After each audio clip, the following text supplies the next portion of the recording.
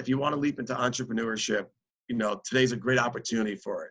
Right now, there's a tremendous amount of resources that are available for free that allow you to do that even 3-4 years ago that weren't available.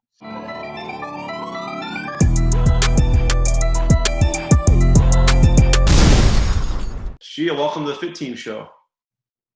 Thank you for having me, Chris. Look forward to getting to know a little bit more about you and hear your story. Absolutely. Some of it. So tell us first, where you grew up. So I was born and raised in Crown Heights, Brooklyn, New York. It was a nice community. I grew up in a pretty large Orthodox Jewish family. I'm one of 7 siblings. My mom was originally from the Midwest. My dad from Queens. They met and they became more religiously observant, and they settled in Crown Heights, which is a large Orthodox Hasidic community. That's where I grew up and went to school. So where do you fall in the range of siblings? Younger, older? So I am fifth from the top and third from the bottom. Okay. And we got I have 4 sisters and 2 brothers. Okay. So what kind of hobbies did you have growing up? I was very into ball. So I was very into sports growing up. That was like a big thing for me. I mean, although we had limited park space growing up in inner city, so we took advantage of the sidewalks, the front yards, the alleyways. Baseball was my thing. So baseball was my thing throughout like elementary. I was really something I really liked. Followed. I grew up in the '90s with the Yankees, so that's it's hard not to like baseball as a sport. So I pretty much as a child, most of my energy was spent in sport-related activities. What did high school look like for you?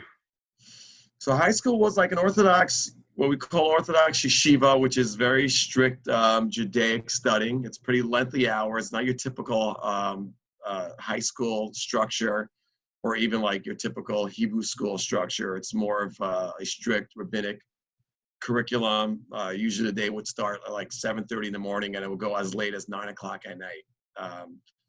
So my height was very limited. Obviously, it was very strict. It was only boys. It was an all male school. And I did that for about 3.5 years. And they did include in that a secular curriculum that allowed you to take what the New York State Regents, which is the equivalent to getting your high school diploma. So I was able to get my high school diploma from the New York State as well. So after high school, what did you get into next?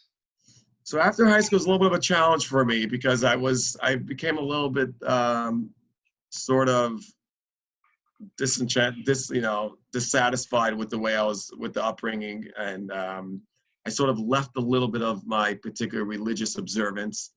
I left the system a little bit, and there wasn't really sort of a place for that. So I was doing a little bit of odds and ends. We're talking about like 18 years old. I think I moved out to California for about a year working for like a Jewish community, like a rabbi in a Jewish community out in San Fernando Valley in Agoura Hills, California.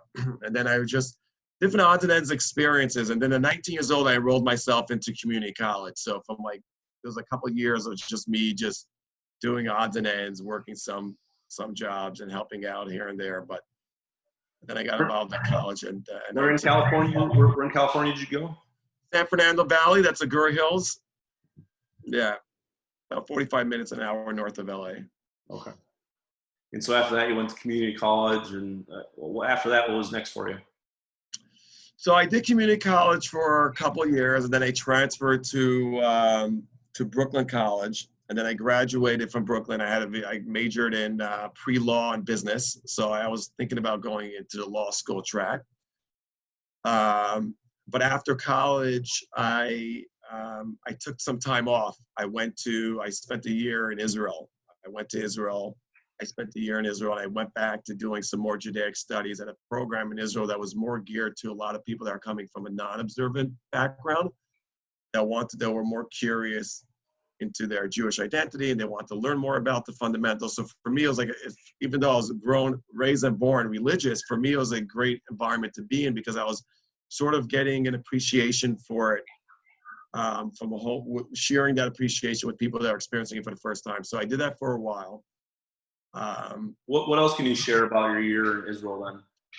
It was a mind-opening experience for me because I was born and raised in a very narrow structure or narrow view or perception of what my identity was. So I was born and raised in an ultra-Orthodox Jewish community. So for me, that was the way I thought you experience and express your Jewish identity.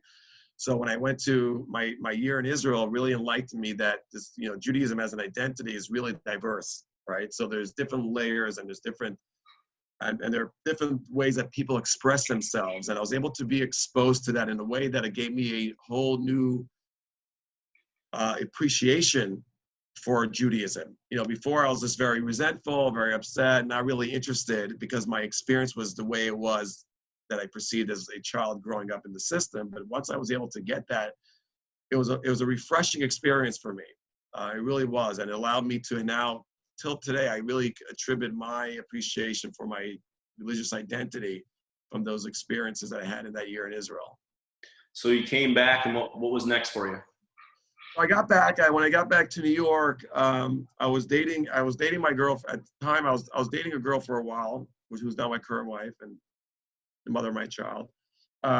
So when I got back after that experience in Israel, I didn't want to. I put law school on hold. I think it was like, we're talking about maybe 2008, 2009, 2010. A lot of the job market for law was really, really no good. And I sort of didn't really have that big of an interest of going back to school. So I was doing odds and end jobs. And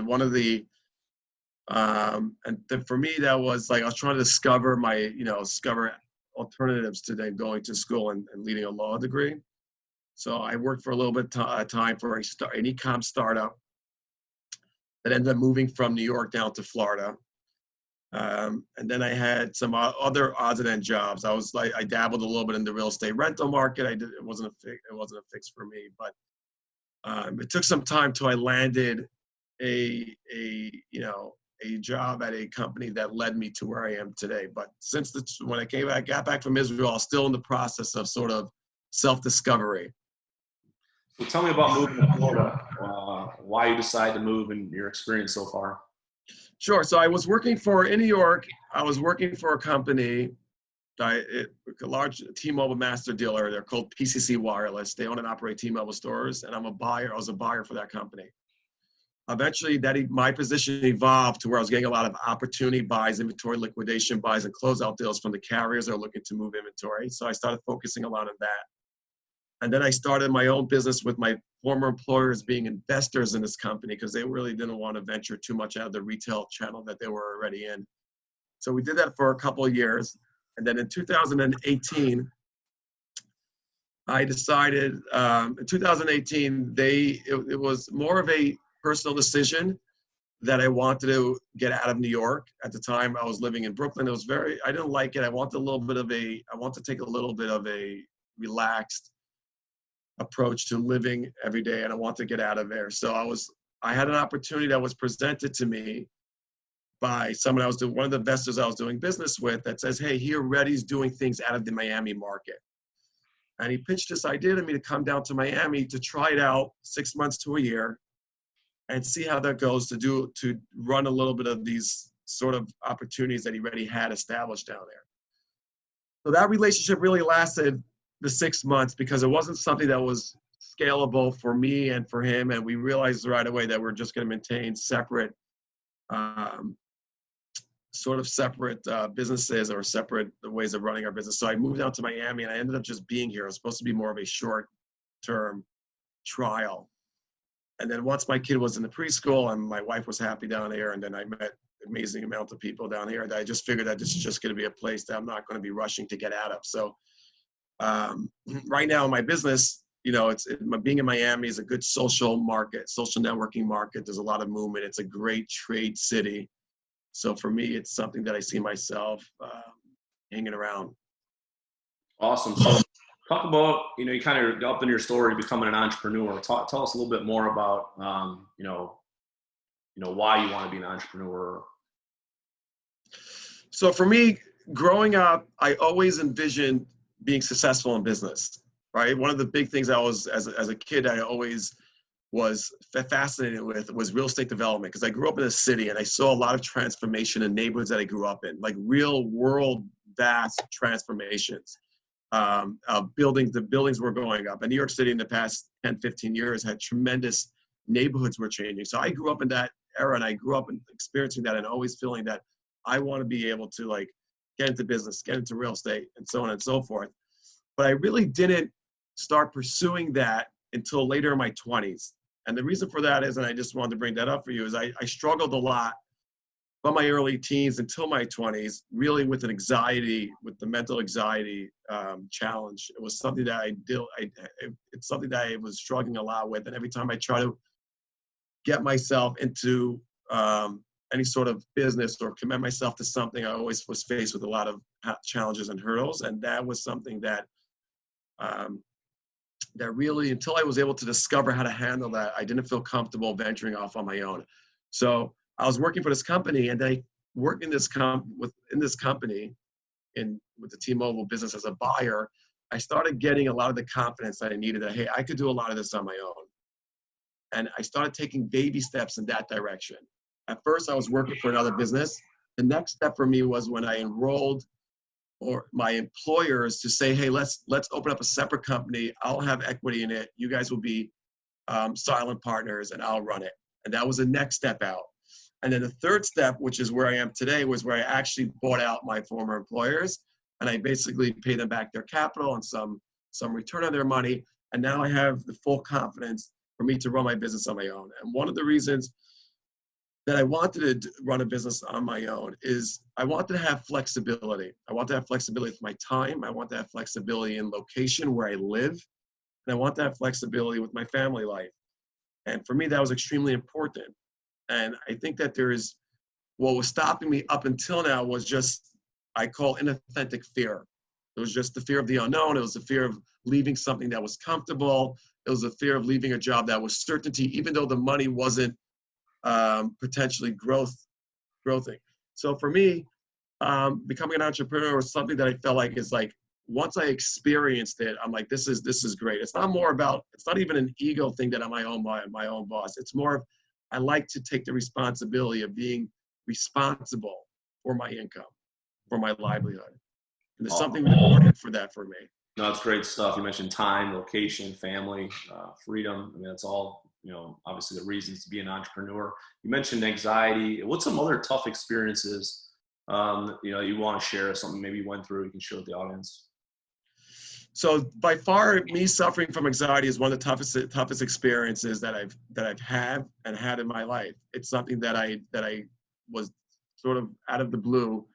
As a beautiful, healthy, happy child in 8th grade, I discovered that I started getting very anxious, and I've been dealing with that through therapy, through medication, through various different sort of therapeutic programs to really try to deal with it. And at times throughout my life, in my teenage years, in my early 20s, they were cyclical times of when it was up and down and challenging for me.